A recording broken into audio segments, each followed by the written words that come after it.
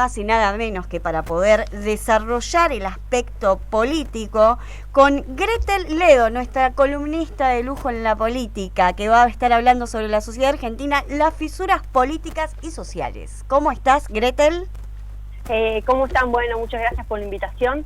Y bueno, un poco lo que hoy se está viendo es el desafío mayúsculo que están teniendo las estructuras tradicionales partidarias para poder identificar la intencionalidad del voto. Hace tiempo atrás, podemos hablar de 10 años atrás, prácticamente era más fácil incluso para los analistas, para los sociólogos, para los encuestadores, poder estar identificando hacia dónde iba a traccionar y cuál iba a ser el resultado de una elección. Al día de hoy se ha modificado muchísimo, incluso los analistas y especialistas también en marketing político han visto la importancia de lo que es la lectura en lo que es los gestos, la cercanía, el foco en lo visual, cómo un gesto puede llegar a hablar más que 1000 palabras. Esta revisión que se está haciendo sobre el electorado hace que los mensajes, fíjense que ya dejaron de ser unidimensionales para pasar a ser bidireccionales. ¿Quién es el protagonista? Nada más y nada menos un receptor, que ya deja de ser pasivo. Y cuando recibe ese mensaje, lejos de ser una simple interacción y un mensaje que simplemente lo digiere tal como está, lo decodifica y genera un nuevo mensaje a partir de esa receptividad. Y estamos hablando de una conversación, una bidireccionalidad y un poder simbólico. Pierre Bourdieu justamente aborda lo que es el poder simbólico. Estamos hablando de uno de los sociólogos más destacados de la sociología contemporánea, francés, nacido en 1930, y propone considerar a la lengua como ese mercadeo lingüístico que se libra por una especie de competencia de dónde se inscribe el uso de la palabra, en un discurso. Ese discurso se intercambia en un campo conforme a una competencia, ¿no? A una lógica propia, y hay una disputa en las campañas electorales. Si hablamos de la comunicación sería, ¿no?, dentro de un canal, podríamos decir. Exactamente, o sea, hoy la disputa que se libra en las campañas electorales es quién logra con éxito imponer el significado de la palabra, ¿no? La palabra está otorgando un sentido a la acción. Tengo una consulta, Gretel, porque acá Tomás Munareto te saluda. Lo que yo veo es que cada vez tarda más la gente en definir su voto. Es decir, cada vez la gente espera más a estar cerca de la elección para definir el voto. ¿Por qué te parece que se da eso? Bueno, esto se da justamente porque no hay una satisfacción plena respecto a la oferta del electorado. Hay un divorcio importante entre el sistema político y el sistema social. Hay una separación entre los políticos y la gente, y hay una distancia crítica entre la lectura de la necesidad que está atravesando hoy la ciudadanía y la satisfacción inmediata de aquellos problemas que al día de hoy no están resueltos. De parte del oficialismo se inscribe el discurso y están haciendo todo un viraje en la táctica, fíjense, esto es la línea Durán Barba y Marcos Peña, sobre lo que es la campaña segmentada. La campaña segmentada, como recién se estaba diciendo, a raíz de esta desintegración en el seno de la sociedad y que es difícil establecer clivajes tradicionales, han tenido que hacer una lectura nicho por nicho, a nivel social, de acuerdo a las apetencias, a las relaciones de consumo, a los lugares de donde se transitan, cuáles son los gustos a la hora de definir elecciones, y eso de alguna manera hace que hoy por hoy el presidente esté pensando en mensajes pequeños, cortos, a través del celular. El celular se ha convertido hoy en la plataforma indicada para llegar y generar cercanía y poder dar, digamos, una respuesta a la necesidad concreta del elector. Por eso es muy difícil, porque todavía ni siquiera han encontrado el kit a la hora de generar una campaña tradicional. La televisión está pasando a un segundo plano, hay mucha generación de información de consumo a través de los medios de redes sociales, ¿no? Los medios no tradicionales, y esa gran afluencia, hay una especie de sobreestimulación a la hora de informarse, una sobreinformación y muchas fake news, por supuesto. Claro, esa problemática, ¿no?, de la fake news, claro. Porque hoy en día cualquiera puede hacer un posteo, se viraliza y nadie chequea si esa información es correcta, es real, si el video está modificado, si no.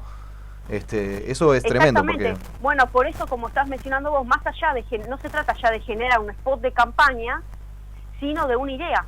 O sea, cuando estamos hablando de esta dilación temporal respecto a la definición del voto, es porque faltan ideas. Faltan ideas claras con... Sí. ¿Vos considerás que algunas frases desafortunadas de los distintos integrantes de la lista de Fernández Fernández ha dado pie al crecimiento de Macri en las encuestas y que algunos lo ubiquen, había estado a 10 puntos, ahora algunos lo ubican a 3 puntos de Fernández Fernández, y también el crecimiento de Vidal en la provincia de Buenos Aires, que según encuestas está a 2% de Kicillof? Bueno, respecto a la brecha esta que estás mencionando, es correcto, ha mejorado la imagen del gobierno. A ver, lo que estamos viendo en el seno de la fórmula Fernández-Fernández es un poco una especie de manera un poco tibia, pero está empezando una especie de desintegración, porque convengamos que Massa viene de otro extracto, o sea, viene de otro armado político y se suma de una manera un poco tardía también, porque podría haberse sumado en otras condiciones y con otros lugares, ¿no? Esto ya estamos hablando de una discusión que semanas atrás, bastante tiempo atrás, que pareciera eterno, pero no fue hace mucho, que se estuvo dando en medios de comunicación. Entonces, esta expresión y esta tirantez habla de una ausencia de unidad genuina. Digamos, hay que ver hasta dónde realmente esta fórmula habla de un simple frente o hay una unidad en cada uno de los componentes que vinieron, valga la redundancia, digamos, a sumar por ese famoso y tan mentado interés común que tanto habla Massa, pero cuando llega el momento, si no hay una línea discursiva en campaña donde hay un eje vertebral y cuáles son digamos, las fortalezas que se quieren estar planteando al electorado, genera esta especie de confusión. Entonces pareciera que no hay una columna a la hora de transmitir un discurso, se quiere más unívoco a instancias de idea de país. Bueno, independientemente de que si me llamo Massa o me llamo Magario o me llamo Kicillof, ¿me explico? Gretel, eso es uno de los factores también que lleva a la indiferencia social respecto a los políticos, ¿no es cierto? O a interesarse a las propuestas que ofrecen los diferentes partidos. Estas uniones extrañas que se dan y que no tienen fuerza, como bien decís, provocan una indiferencia en la gente y una desconfianza también. Sí. Hay una especie de apatía generalizada y en términos sociales no quiero solamente endilgar la responsabilidad en la clase política, sino también quiero hablar de una corresponsabilidad de la sociedad en su conjunto.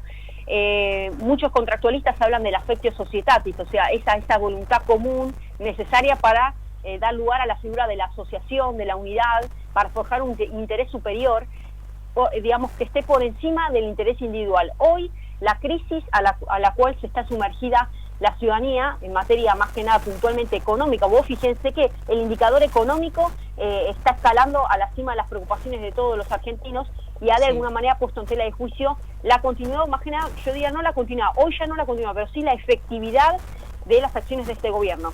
Eso hace que el famoso affectio societatis, donde se bregue por un interés común, una idea de pertenencia, una idea más bien de visión de país más general, se ha dejado de lado y ha aflorado las apetencias individuales porque por una no satisfacción de las necesidades puntuales concretas de cada una de las familias argentinas. Entonces, si una familia argentina, un miembro de la familia, cualquier ciudadano joven, está pasando una necesidad económica muy importante, ¿no?, que ha visto en desmedro su situación y poder adquisitivo, está bregando justamente por su interés común. Entonces, también hay una especie de responsabilidad del sector político y del sistema político y del sistema económico que ha generado ese divorcio por el interés común. Entonces, frente a la ausencia de ese interés común y esa idea de progreso a nivel nación en su conjunto, porque afloran situaciones individuales, también a la clase política le es difícil encontrar respuesta frente a la gran cantidad de demandas individuales, se diría, de la ciudadanía. ¿Me explico? O sea, es una especie de círculo viscoso de retroalimentación.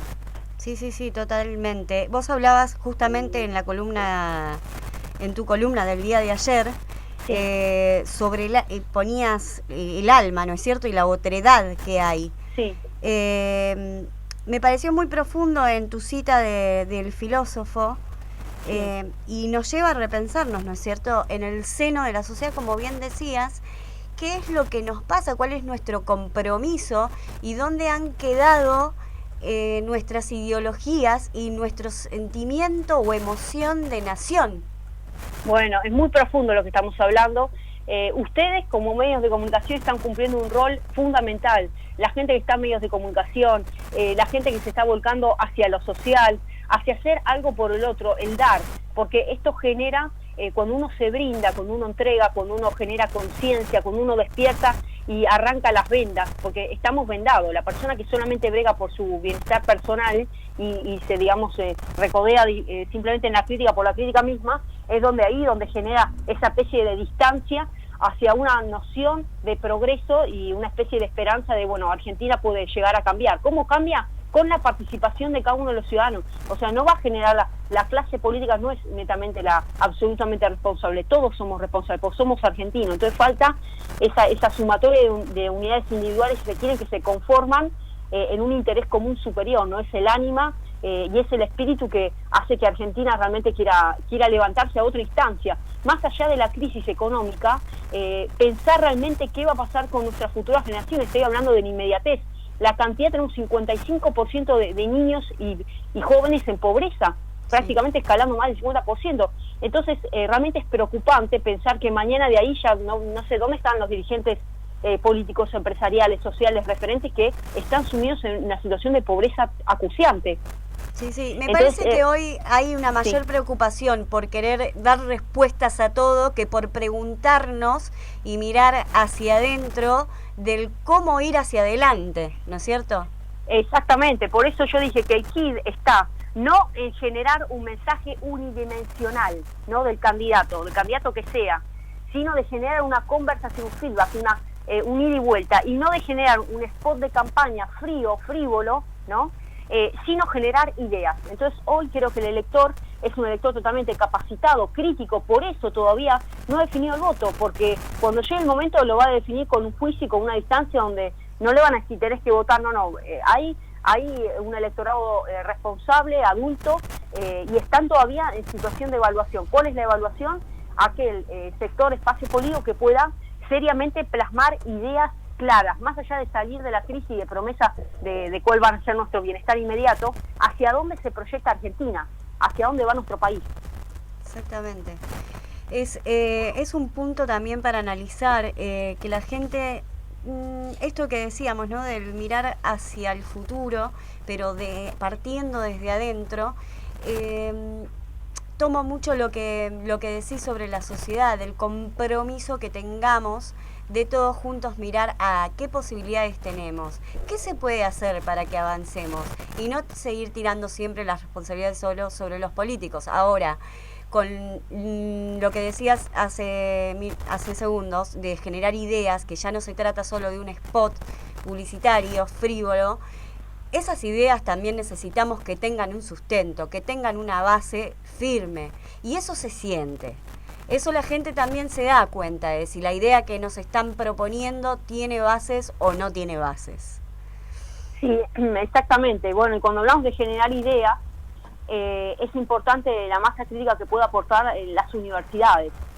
Los jóvenes que están preparándose, capacitándose, que salen, digamos, frescos, digamos, no contaminados con el sistema tradicional de partidos que entran en la tranza, en las traiciones. Yo justamente una de las secciones de la columna hablo justamente cómo hoy por hoy se conforman frentes que son frentes vacíos, porque hay una multiplicidad de partidos políticos que cada uno se suma en realidad con vistas a ganar una elección, mantienen su identidad, pero apenas en medio de la campaña o pre-campaña ya afloran situaciones de puja de poder. Hay disputas de poder constantes, o sea, si no planteamos la construcción en sentidos mayúsculos y seguimos retaseando espacio, y mal ejemplo se da dentro de los propios partidos políticos, creo que es fundamental el rol de las universidades a nivel aporte, ¿no? A nivel pensar en políticas de mediano y largo plazo. Por suerte, Gretel, creo que los jóvenes cada vez más se están interesando en política. Por ejemplo, Ofelia Fernández, la precandidata para legisladora porteña, tiene 19 años, es la más joven en la historia, creo, de precandidata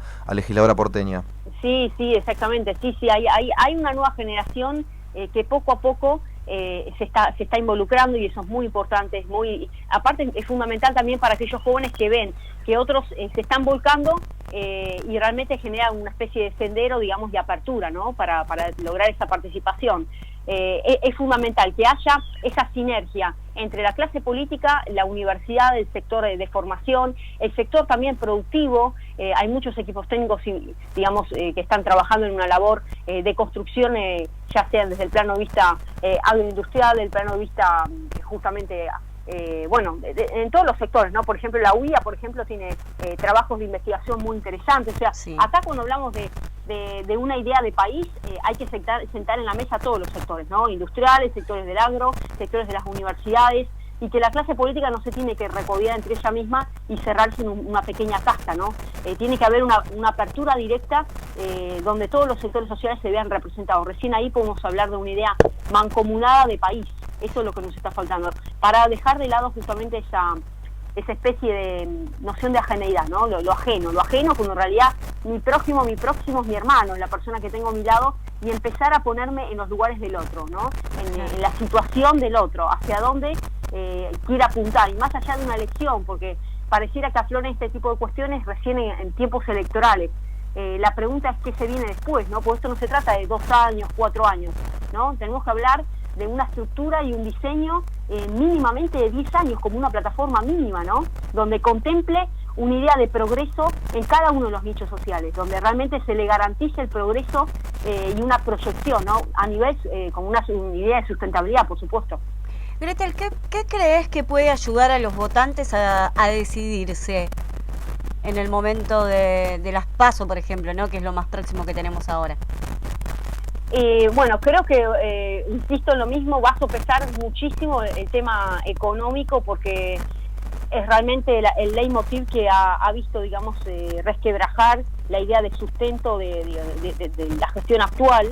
En lo económico va a sopesar muchísimo.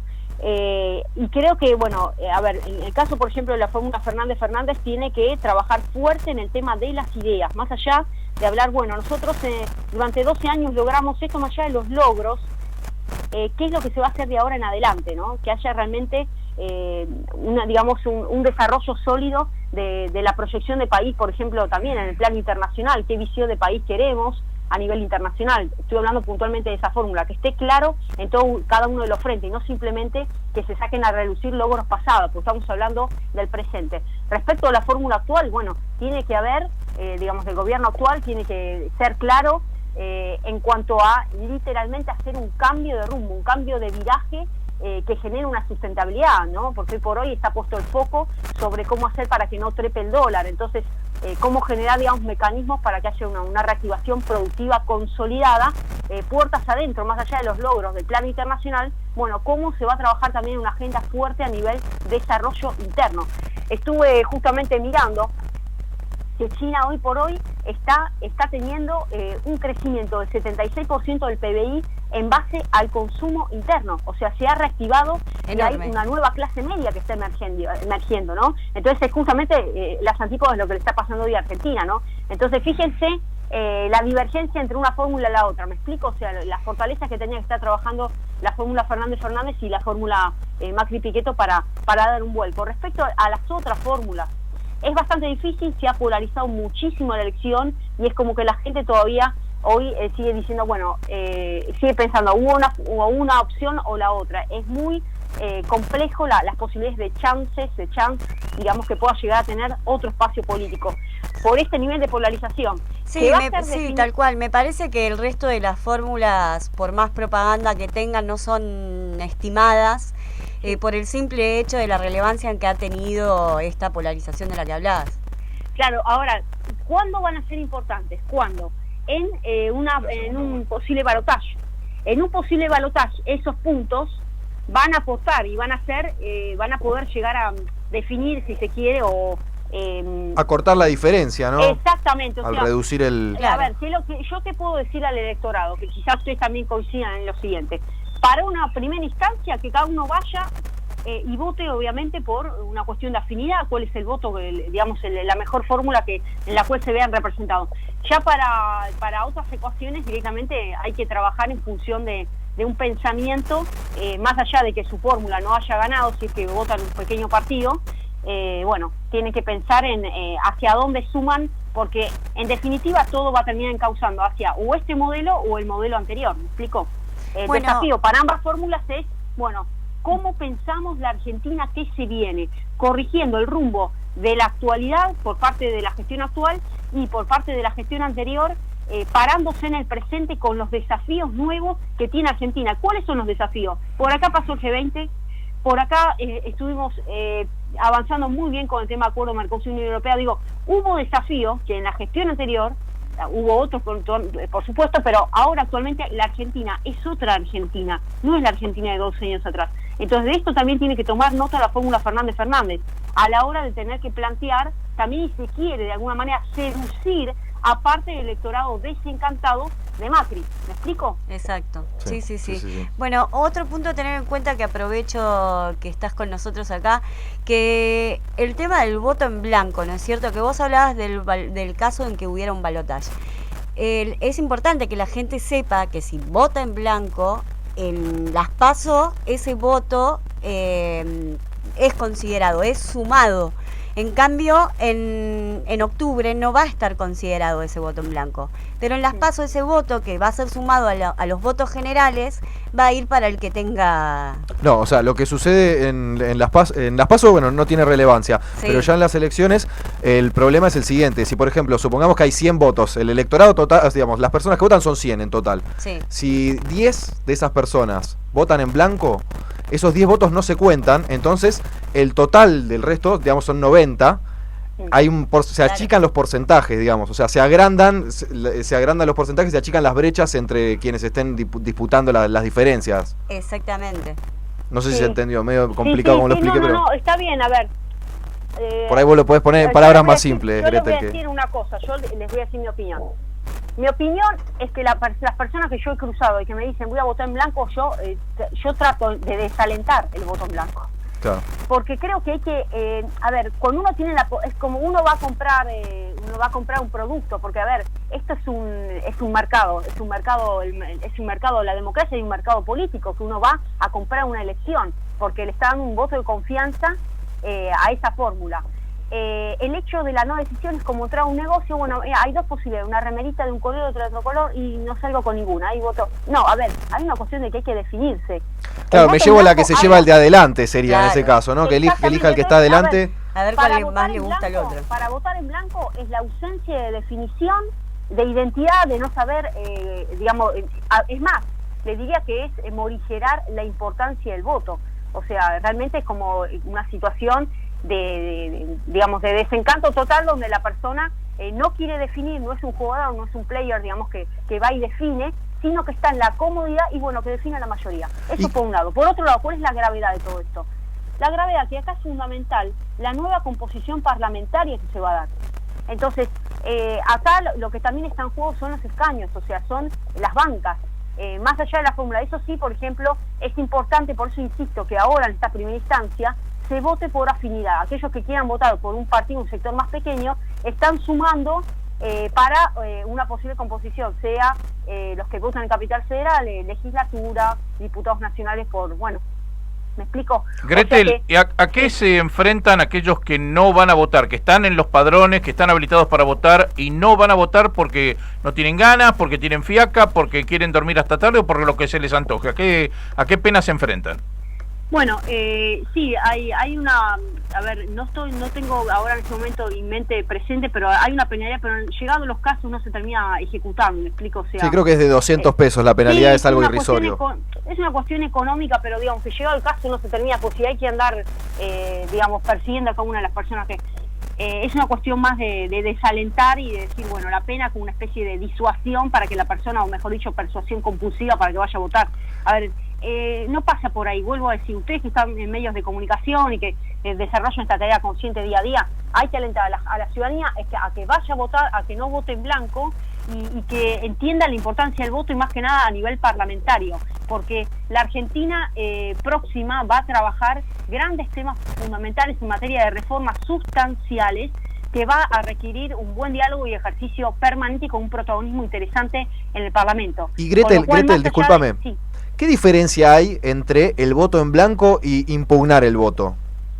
Bueno, en la impugnación del voto ya es un voto inválido, se torna inválido y que directamente no cuenta, o sea, con voto no suma ni para una cuestión, es inválido, o sea, en cambio el voto en blanco sí, a la hora de cuantificar, está sumándose a la hora del recuento. El impugnado, directamente es un voto que no cuenta, anulado, es como si no existiera, no se toma como un universo aparte, no es que resta ni nada, con esa lógica que ustedes recién me estaban mencionando, que suma...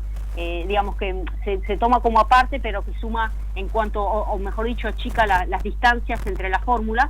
no sucede con el impugnado, ¿me explico? O sea, Perfecto. es un voto anulado. Bárbaro, Voto Gretel. anulado. Pero vuelvo a decir, a ver, el voto impugnado, si una persona que impugna un voto está jugando en contra de la democracia, porque o sea, para anular el voto es un instrumento sagrado, o sea, uno también como politólogo lo defiende, ¿no? Porque realmente, o sea, es la herramienta y el momento que tenemos para cambiar la realidad. Después que no nos quejemos durante el año con que los políticos no hacen nada o digamos, nos llevan a la situación en la que estamos, cuando llegó el momento de protagonizar el cambio, no lo ejercitamos. Entonces la responsabilidad, ahí sí, hablamos nuevamente de la responsabilidad de la ciudadanía. Entonces, a votar y a no votar en blanco. Eso es lo que hay que instar. A promover el voto. Muchas gracias, Gretel, por la comunicación, por toda la información para los oyentes. Vamos a seguir en contacto durante todos estos días también para poder brindarle a todos nuestros oyentes y seguidores toda la información necesaria de cara a las PASO. Bueno, muchas gracias. Que tengan buena semana. Muy buen día. Ahí pasó Gretel con toda la información política.